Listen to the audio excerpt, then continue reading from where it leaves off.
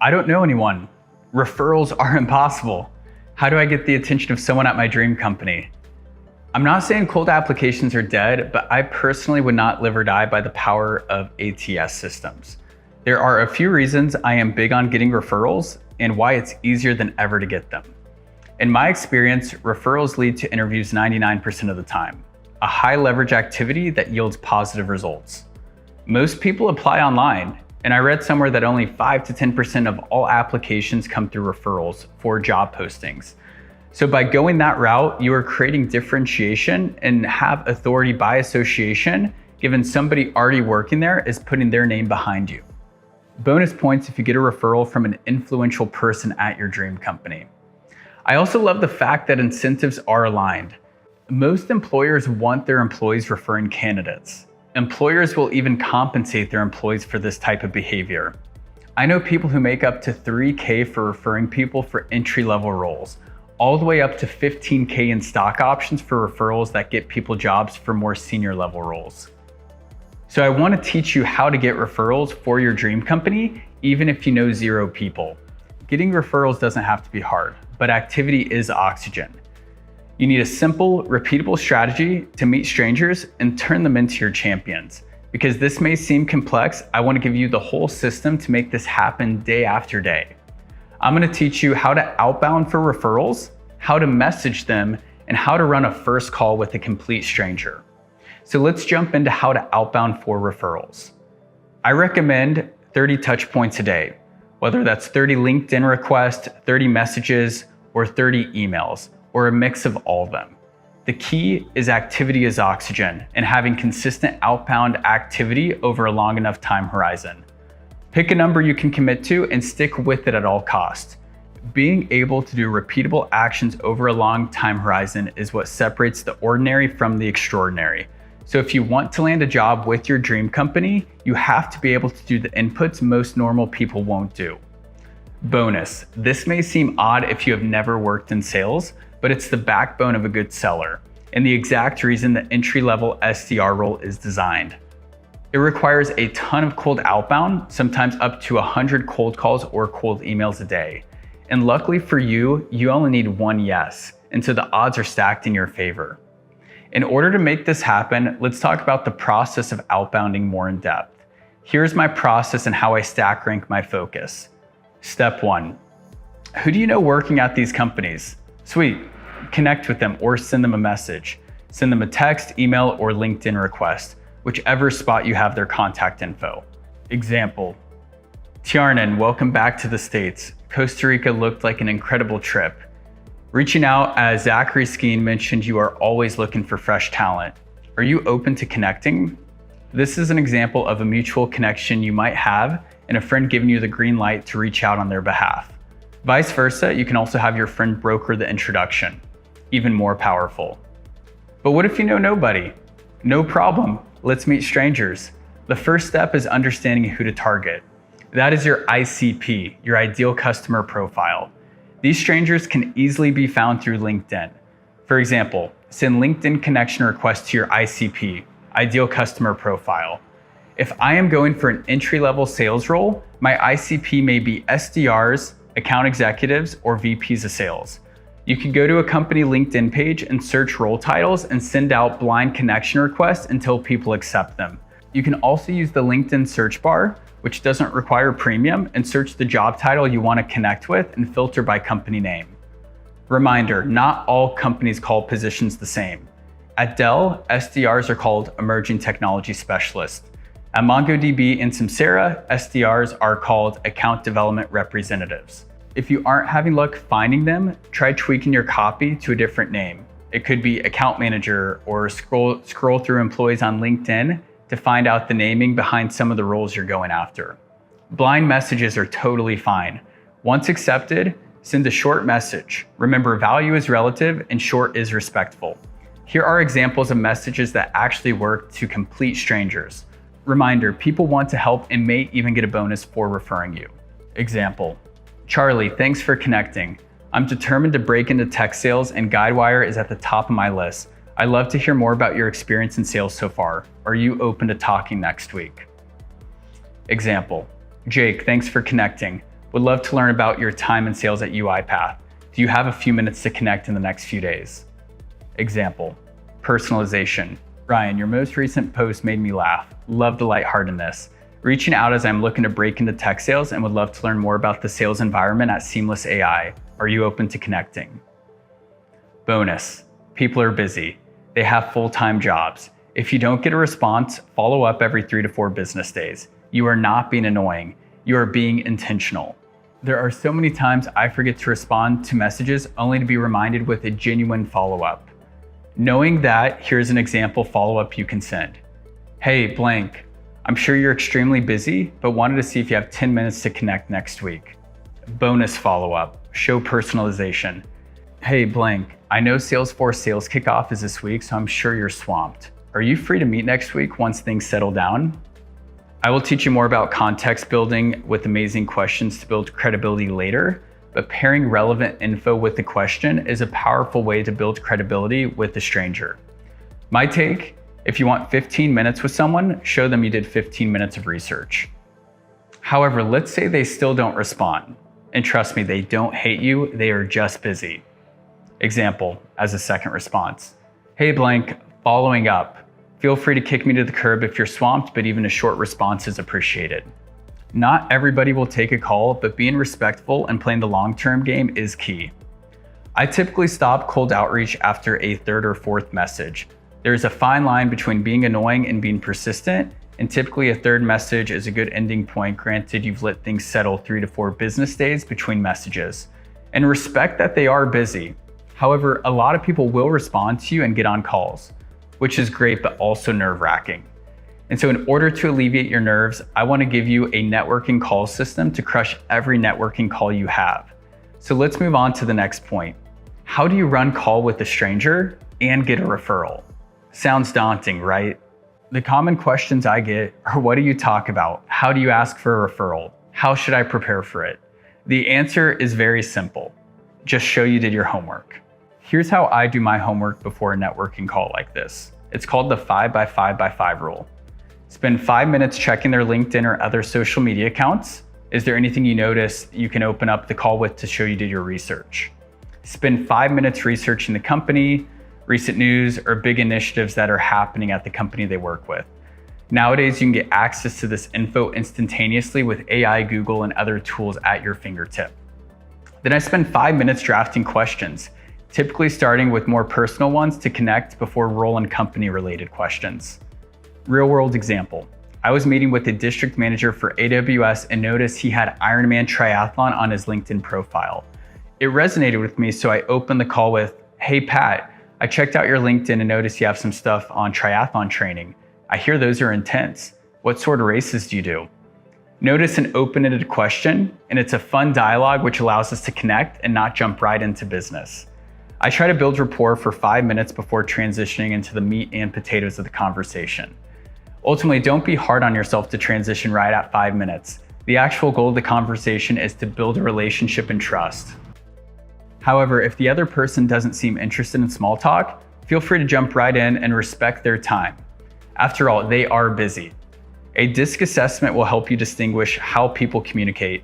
Some are direct, others are not. Your superpower is to adapt based on how they prefer to communicate. A bad example and a huge generalization is a sales professional may be okay with a ton of rapport and joking, while an engineer may be direct and want to get right to the point. Regardless of how long, transition into the purpose of the conversation when you can. Bonus, make the transition smooth and fun. For me, when it comes time to transition, I might say something like this.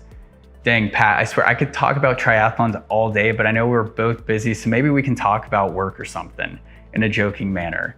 At this point, transition into getting to know about them, asking detailed questions through your research that you gathered. Now let's pause. I want to stop here because now we are getting into a very important part of the networking call. This is where I see most people fail. And the worst part is they have no clue why they are failing. I'm going to slow down and teach you 2 subtle ways to communicate your value. The reason this is so important is you will always be delegated down to the person you sound like. Let me say this again. You will always be delegated to the person you sound like. The 2 methods I will teach you are called subtle story and concrete credibility. The reason I teach these two methods is because you will get on networking calls where people will answer any question you have. However, they may not ask you anything. They may not be a hiring manager, so you have to be okay with it and subtly tell them your story and build credibility without talking their ear off. Let me teach you how to tell subtle stories, because this will happen and you will have to do this. As a real world example, I spoke to one of the heads of marketing at Vuori, it's a $4 billion clothing company, recently, and had an amazing conversation with him. Realistically, he's extremely busy and knows nothing about me. And because of that, he instantly has nothing to base his opinion of me on. And because he's busy, it's safe to assume he spent zero time reviewing my resume or LinkedIn that I sent him ahead of time. I could tell in the manner of how he was talking, and most likely, I guarantee he's been on a number of networking calls where the person wanting to pick his brain was not prepared at all. And so he was assuming I was a nobody. For context, if he's watching this, he actually gave me the best 20-minute response of a story I've ever heard. I just had little time to tell him about myself and my credibility. Nonetheless, I had to sneak in subtle stories to establish credibility so he could evaluate his understanding of myself. Example, after building a rapport on his recent trip to Japan, I led with concrete credibility. We'll talk about that in a second. Saying, hey, I noticed you worked at X company for X amount of years and was impressed by your ability to blank. What made you take the current role you work today? He gave me an amazing answer, but as he wrapped up, he still knew nothing about me. So I had to sneak in a subtle story. I acknowledged his brilliant response before transitioning into a subtle story of how I can relate by also coming from a big company, Dell EMC, where I had a lot of success advancing 4 roles in 2.5 years. Subtle story. And parlayed that into a follow-up question. There is no perfect science, but know the burden is 100% on you to market yourself and let people know about you, even if they don't ask directly. The burden will always remain on you. This is so important because without establishing credibility, it will be impossible to ask for a referral at the end of the call. The result? As he started to answer his next question, he slowly realized he was talking to someone who had crushed it at Dell EMC, and although it was only a 1-sentence subtle story intertwined into the response of his story, it elevated the remaining minutes of our conversation. I instantly saw his tone shift and delegate me to a higher level person than he originally thought, while enhancing our connection in the conversation. Now, next, let's dive into concrete credibility. A lot of your credibility is established by the level of questions you ask. When you insert concrete data to help build context into a question, it's a way to build more credibility throughout a conversation. The goal is to be very unique and intentional with context. So let's review an AWS example. Average question. Hey Pat, what made you come to AWS? Great question. Hey Pat, I saw you were crushing it at Dell EMC for 4 years before transitioning to AWS. What sparked your interest in transitioning? Average question. What's AWS's biggest initiative right now? Great question. Hey Pat, I saw AWS's biggest initiative is Bedrock, your new AI platform. What have been the strongest use cases for the new technology? Average question. What characteristics do you look for in a rep? Great question. Hey Pat, I spoke to X on your team. What do you think separates your good reps from your great reps? Implies you are only interested in what the great reps do. Notice the theme of intertwining research to build context before asking a question. It's a subtle way to show you are informed and showing up with the perspective to establish concrete credibility from research. The formula is simple. Give context on a perspective, then add a question to the end. It raises your credibility from a novice to a peer and communicates that you have done your homework. So if I do hire you, there's a chance that you will make an instant impact with little downside because you are already speaking my language before you even have the job. Bonus, direct questions give you direct answers. I ask these towards the end of a networking call. Hey, blank. What advice would you give someone looking to join AWS, and where do you think most people fail in the interview process? Get their take and have them say why people fail. That way you are armed with how to overcome it. In the call, hey Pat, I appreciate your insight. I noticed this role, mentioned role, is available. Based on our conversation, do you feel comfortable giving me a referral for it? Now here's a power example. Hey blank, I noticed this role is open. Do you happen to know the hiring manager and would you be able to introduce me? This is a power move and gets you a warm inroad to the right decision maker. If the call goes well, don't be afraid to shoot your shot. I want to take a moment to really highlight this point. Making the ask can make people very uncomfortable, but if you do not ask for a referral, you cannot get one. A mistake people make in a call like this is not establishing subtle stories or concrete credibility throughout the call. And so when you go for the ask for referral, the person you are networking with has no basis which to base your experience on. And that makes it harder for them to want to give you a referral. Don't get me wrong, some people will be kind and still refer you even if they didn't fully meet you, mostly because they still may be incentivized with the bonus, but other people may not want to put their name behind you unless they are 100% confident that you will not be ruining their internal brand by giving you a referral. Nonetheless, tilt the odds in your favor by selling yourself with credibility throughout the conversation. Bonus, network stacking. When you're going after a dream company, you might have to talk to multiple people before an interview even starts. If that's the case, consider it a blessing that you can build more credibility throughout the process. Let me give you an example from my time actually selling at Dell. I used to cover a huge auto account in Utah, like absolutely massive. They had their logo on one of the tallest buildings in downtown Salt Lake when I'd go out and visit. I was flying out to work on a few data center projects and was obsessed with getting a meeting with the C-level. A few weeks prior to going out, I was able to get a meeting with someone on the IT team, low on the totem pole, not a decision maker, but nonetheless someone I could build a relationship with. I spent an hour talking to him about his role, his pain points, and internally what the new CTO was pushing for as his top initiative. I left the call with no immediate deal, but a ton of context I could only have if I worked at the company. I asked for an intro to his boss and was politely turned down due to them having tons of competing priorities, but that didn't deter me. I added the CTO on LinkedIn and crafted an extremely personalized message based on the conversation with his peer, and I actually received a response, using exact internal words only employees at that company know. Moral of the story, information is gold.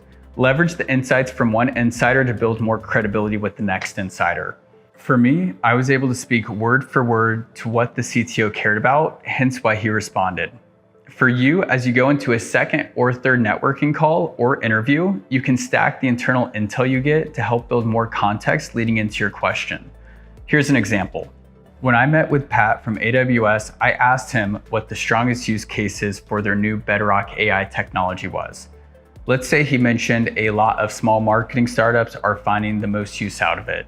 Now, what I can do is parlay that answer to build better questions and more networking calls. For example, on my next networking call, I can say, hey, I've spoken to a few leaders at AWS who say a ton of startup marketing firms are big on Bedrock AI. Who seems to be the most interested buyer in your region, and why do you think that is? When you provide context into detailed questions, it sub-communicates the core reason people hire, to maximize return and minimize risk. In a lot of cases, you are not asking this question for the sake of it. You will most likely be asked technical questions about the role you're going for in the interview process, possibly the final round. So having detailed insights into top initiatives and how things are working is critical into displaying yourself as a subject matter expert, even if you aren't yet. If you are already communicating as an employee, but you're an external candidate still, you are presenting yourself with a high level of confidence that you will be able to do the job with little downside when you actually receive the offer, and that's valuable. That's way more valuable than candidates who don't build context, credibility, or authority throughout the networking calls, which helps differentiate yourself. Reminder, not all referrals are created equal. Let's say you're going for a sales role at Dell. You reach out to an entry-level person to get the insight and hopefully snag a referral. You're successful and you get the interview. Great, that is a win. But what if you got a meeting with someone with more authority in the organization? Maybe they're a sales development manager, an account executive, or an AE manager, or a VP of sales. Imagine impressing them with outreach in your call execution, and the weight of them sending a referral to a hiring manager sure holds more weight than an entry-level referral. A good example is a client I worked with who reached out to an AE at a prominent sales organization. He saw the AE had been there for a few years and rose through the ranks. At the end of the call, when they asked for a referral, the AE said absolutely. The AE actually started a new hire at the company with the current hiring manager and offered to send a message and connect them right then. Relationships are real, and understand referrals are good, but impressions with the right internal people can go further than other ones. There is a lot to unpack in this section, so go back and take detailed notes on how to execute. The key areas we covered are how to outbound for referrals, how to message them, how to run a first call with a complete stranger, and subtle stories and concrete credibility.